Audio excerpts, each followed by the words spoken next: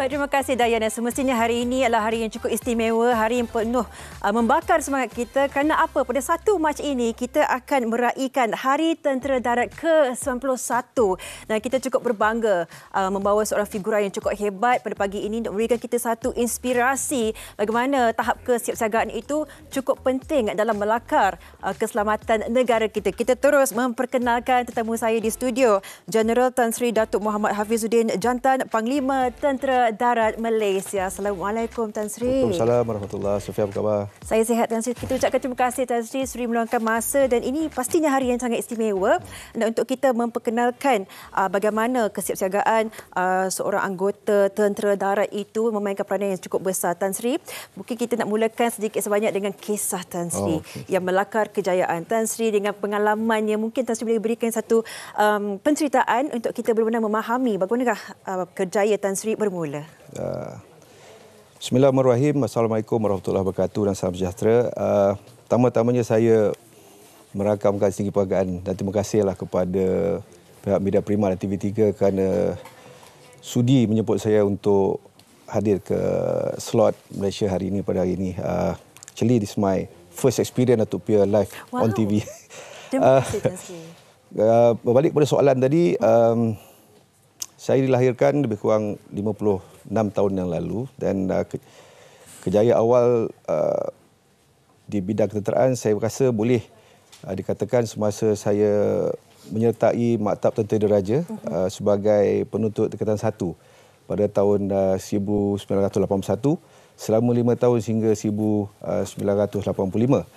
Kemudiannya saya telah menjalani latihan sebagai pegawai kadet di Maktab Tentera Diraja, di cawangan kadet Maktab Tentera Diraja, dan ditauliahkan sebagai pegawai muda di dalam Regimen Askar Melayu Diraja pada bulan Julai 1988. So, sehingga kini telah hampir 38 tahunlah saya berkhidmat di dalam Angkatan Tentera Darat. So, sepanjang perjalanan tu antara pengalaman-pengalaman yang boleh saya kongsikan, saya merupakan salah seorang daripada pegawai yang menyertai kontingen pertama Malaysian Battalion yang berkhidmat di bawah panji-panji bangsa-bangsa bersatu di Bosnia Herzegovina pada penghujung tahun 1993 hingga 1994. Kami merupakan kontingen pertama daripada Malaysia yang diberi tanggungjawab dan tugas untuk menjadi pasukan pengaman di kawasan konflik yang begitu berisiko tinggi pada ketika itu. Kemudiannya sepanjang pengetahuan juga saya berpeluang untuk mengikuti beberapa kursus profesional di Amerika Syarikat, terutamanya di United States United School Infantry, and then di United States Combat General Staff College, dan selain daripada itu pernahlah juga diberi peluang untuk melanjutkan pelajaran dalam kursus-kursus profesional seperti di Royal College of Defence Studies dan sebagainya. So dari segi commanding pula, saya juga pernah menjadi komandan di Poladah, di Pusat Latihan Tempur Darat, dan menjadi panglima di 5 Brigade Infanteri di Sabah dan juga 5 Division di Sabah sebelum menjadi Panglima Medan Barat Tentera Darat pada tahun 2020 hingga 2022, dan kemudiannya dilantik sebagai Timbalan Panglima Tentera Darat dan akhirnya sebagai Panglima Tentera Darat pada bulan September 2023 yang lalu. Baik. Tan Sri, bila kita mendengarkan kisah perjalanan kerjaya Tan Sri, sememangnya penuh dengan pengalaman yang tak boleh kita bayangkan, dan kita benar-benar menunjukkan satu rasa hormat kepada Tan Sri, dan semestinya rasa hormat ini juga dirasai oleh keseluruhan rakyat Malaysia. Perlu kita memikirkan tentang perjuangan dan juga apa yang telah pun dilakukan oleh Tentera Darat Malaysia sendiri, dan bersempena dengan 1 Mac ini Tan Sri dengan sambutan Hari Tentera Darat ke-91. Ini antara yang dinantikan, dan mungkin apa yang boleh kita ketahui adalah temanya, iaitu gagasan Tentera Darat dan Rakyat kekal siaga. Mengapa tema ini dipilih Tan Sri, dan apakah maksud di sebaliknya? Terima kasih Sofia atas soalan yang cukup bagus tu. Kenapa tema gagasan Tentera Darat dan Rakyat kekal siaga ini dipilih adalah kerana kita cuba merealisasikan konsep whole of government, whole of society yang sebenarnya telah tergaris di dalam Kertas Putih Pertahanan. Dan juga saya telah sebagai Parliamentary Right, saya telah meletakkan gagasan Tentera Rakyat ni dalam terah ketiga dalam Perintah Ulung Parliamentary Right yang ke-30. Ini bermaksud tugas dan tanggungjawab untuk mempertahankan negara ini bukan saja tertakluk di bahu pasukan keselamatan atau tentera, malah sewajarnya turut dipikul sama oleh semua lapisan masyarakat atau rakyat tanpa mengira bangsa dan agama. So dalam masa aman ini kita harus bekerjasama untuk sama-sama membantu dalam pembangunan negara ataupun national building.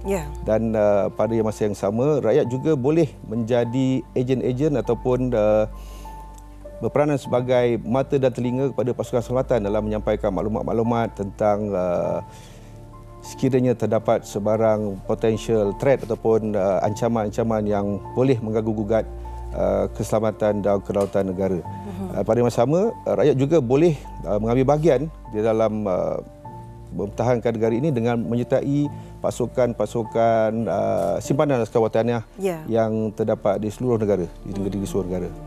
Tan Sri, bila kita mendengar apa yang disebutkan oleh Tan Sri sendiri, dan Tan Sri sendiri pernah berada di negara-negara yang pastinya ada risiko sendiri seperti di Bosnia dan sebagainya. Bila kita melihat negara kita dalam keadaan yang aman dan berbanding dengan pengalaman Tan Sri sendiri berada di medan peperangan dan sebagainya, bagaimanakah Tan Sri merasakan yang kita perlu menerapkan perasaan di mana kita perlu menghargai rasa ketenangan dan juga kedaulatan yang berada di negara kita dalam sudut pandang Tan Sri sendiri?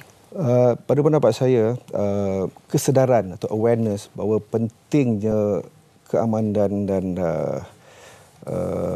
keselamatan ini harus disedari oleh semua peringkat masyarakat, tak kira golongan muda, golongan tua, kerana tanpa keamanan, tanpa keselamatan tidak akan ada pembangunan. Kita dah banyak lihat di negara-negara luar sana di mana berlakunya krisis atau konflik, sama ada krisis yang melibatkan konflik dalaman ataupun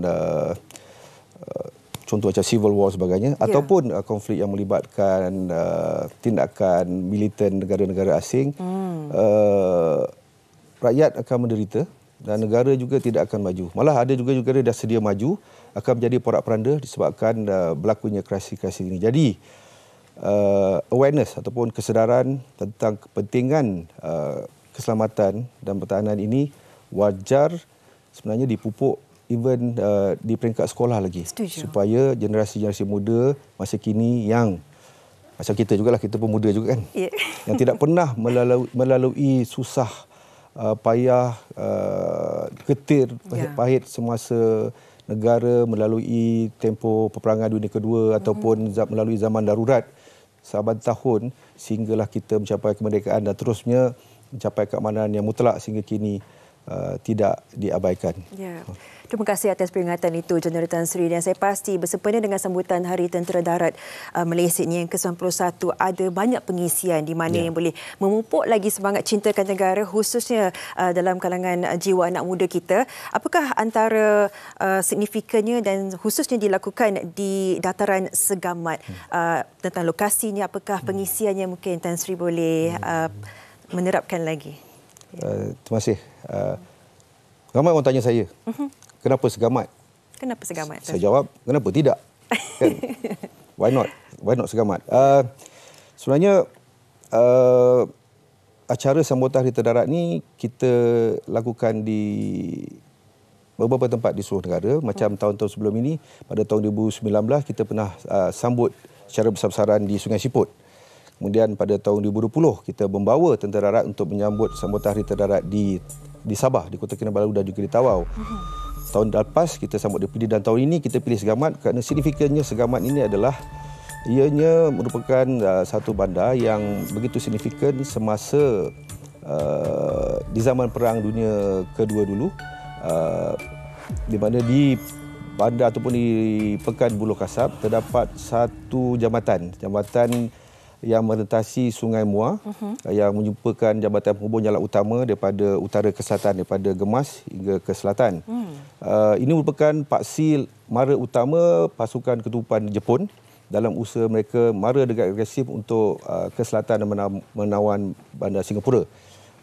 Pihak British telah menempatkan barisan pertahanan di Segamat dan sebagai salah satu tindakan untuk melengahkan kemarahan pasukan Jepun, mereka telah meletupkan atau dalam konteks askar dipanggil melakukan reserve demolition di jambatan tersebut.